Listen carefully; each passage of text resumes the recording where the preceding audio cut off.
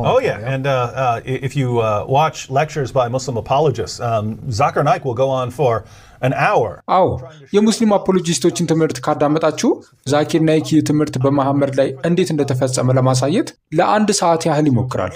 ከወንድሞቻቸው መካከል እንደ አንተ ያለ ነብይ ያስነሳላቸዋለሁ ይላል። እግዚአብሔር እዚህ ጋር ለሙሴ እየተናገረ ነው። እንደ አንተ ያለ ነብይ ማለትም እንደ ሙሴ። ስለዚህ ናይክ መሐመድ ሙሴን የሚመስልባቸውን መንገዶች በመዘርዘር ብዙ ጊዜ ያሳልፋል። መሐመድ ሙሴን ይመስላል ይላል። እስቲ አስቡት፣ ሁለቱም ነቢያት ናቸው፣ ግን በተመሳሳይ ጊዜ ወታደራዊ መሪዎችም ነበሩ። አብዛኞቹ ነቢያት ወታደራዊ መሪዎች አይደሉም። ስለዚህ እነዚህ ንጽጽሮች ታያላችሁ። እሱም መሐመድ በእርግጥ ሙሴን የሚመስለው ነቢይ መሆኑን ለማሳየት በመሐመድ ሕይወት ውስጥ ያሉ ልዩ ልዩ ገጽታዎችን በመጥቀስ ከሙሴ ሕይወት ጋር ተመሳስሎዎችን ይፈልጋል። በዚህም ትንቢቱ ይፈጸማል። ስለዚህም እስልምና እውነት ነው ይላሉ።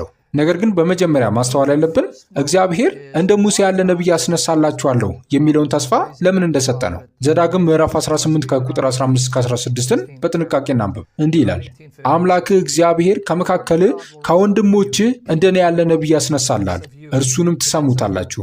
ከማን መካከል? ከእስማኤላውያን ወይስ ከእስራኤላውያን? ከእስራኤላውያን። ከገዛ መካከልህ እንደ እኔ ያለ ከወንድሞችህ ይላል፣ እርሱንም መስማት አለባችሁ ይላል።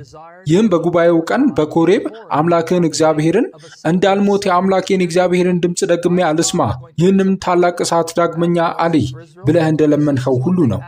አሁን ዋናው ነጥብ እዚህ ጋር ነው። እግዚአብሔር ከሙሴ በኋላ ለእስራኤል ነቢያትን ለምን ያስነሳል?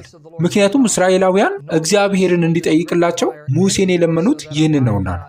እስራኤል እንዲህ አለች፣ እንዳልሞት የአምላኬን የእግዚአብሔርን ድምፅ ደግሜ አልስማ፣ ይህንንም ታላቅ እሳት ዳግመኛ አልይ።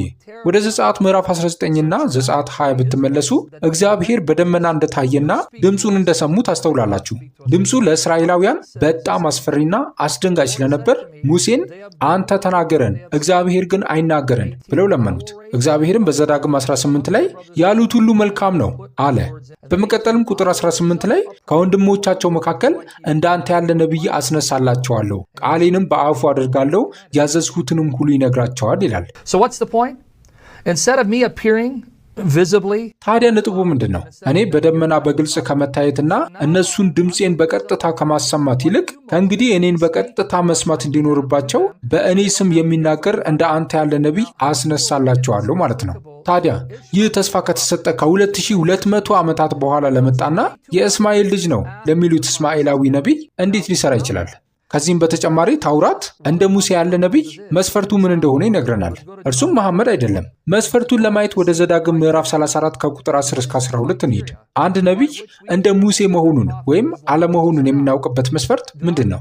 ዘዳግም ምዕራፍ 34 ከቁጥር 10-12 እንዲህ ይላል፣ እግዚአብሔር ፊት ለፊት እንዳወቀው እንደ ሙሴ ያለ ነቢይ ከዚያ ወዲያ ለእስራኤል ዘንድ አልተነሳም። በነገራችን ላይ ይህ የሆነው ኢያሱ ከመሾሙ በፊት ነው። አንዳንዶች ይህ ኢያሱን እንደማይጨምር አድርገው ይወስዱታል።